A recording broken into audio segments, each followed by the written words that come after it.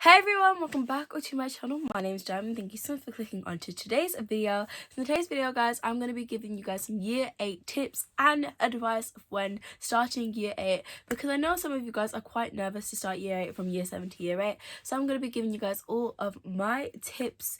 But also, I just want to say, guys, year 8 and year 7 is not like a big difference. Everything is quite similar, but there are a few different changes that you may or may not have in your school. So enough of me talking, let's get into all of the tips. Let's go.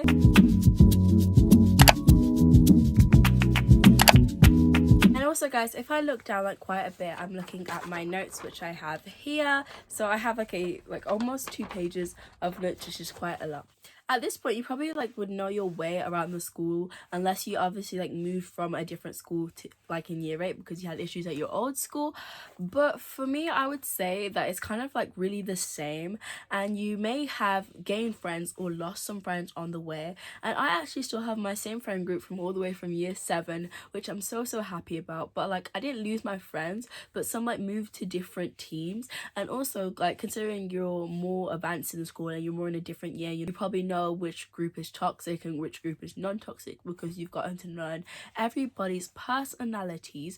But apart from that, year 7, like I said in the beginning, isn't really a big of a difference. It's kind of the same as year 8, but the only thing in my opinion I would say is quite a bit different is that teachers think that you're more mature in year 8 to solve your own issues than in year 7, because in year 7 you just came from year 6 and people might think you're not as mature as enough as a year 8 student. And they're if you had a falling out with your friends, they'll be the teachers will obviously help a lot to try and solve that issue.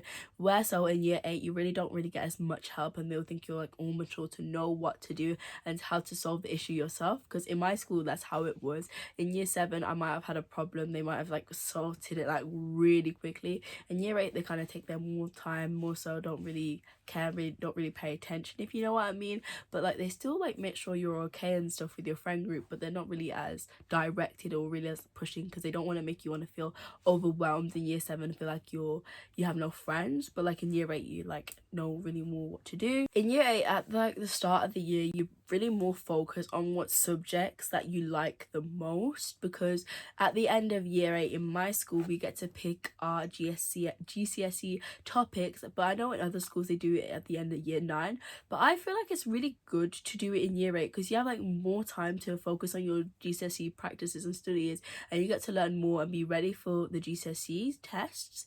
Because imagine you're just doing it pick your GCSE topic at the end of year 9, and you only have 2 years to not 2, 1 year and a half to focus on your GCSEs. Where so if you did it picked in year 8, you would have either had 3 or 2.5 years to do it, which I find is way better, because you have more time to focus on your studies. And in my school we have a school gym, and you're not allowed to use it until year 8, because they think year 7s are not as mature enough, because they've just came to the school and they've got literal weights, and they have treadmills and all that stuff in the gym, and they feel it's not as safe enough for year 7s to use it. So in year 8 you kind of unlock more opportunities and stuff that you can do, because you may not be able to do them in year 7, but then because you've had your year at school and you're no longer the babies of the school, they're gonna let you do something more advanced and more fun to do. And it's okay, guys, to feel a little bit overwhelmed and a bit scared and a bit lost, and it's okay to lose confidence, because nobody expects you to be all confident and know where you're going overnight. So if you're worried or scared or nervous, make sure to ask for help. And also, guys, please make sure to comment down below with any of your worries, because I will help. And also you can DM me on my Instagram, which is Diamond Louvre. I check all of my DMs and I'll DM you back with the best advice that I have. If you didn't manage to make friends in year 7, you could join some school activities and you could try and make friends from there, because I know that there's probably 2,000 students in your year or less than that, so you might not know all of them that well, because you might just know people in your class or people in your set.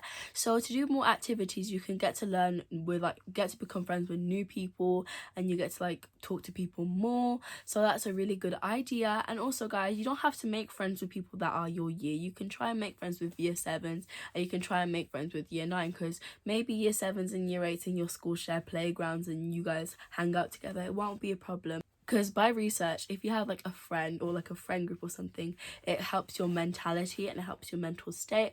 So please guys, try to make friends. You might think it's hard, but you'll eventually do it. You should definitely get a planner like I did for year 7, and I've got one for year 8, so you can note down all your studies, days that you might have exams and tests, and you can be more focused, because like I said in the beginning, year 8 is one of the years where you need to have your main focus, your head game, because you're going to be having to do maybe your GCSE practice for the next year or for the end of year 9. And also guys, if you saw me hold something, I'm holding my lip gloss in my hand. I don't know why, but yeah, if I keep lifting things up and you see this pink thing, it is my lip gloss. This is one thing that I cannot stress the least, and I have to say it the most.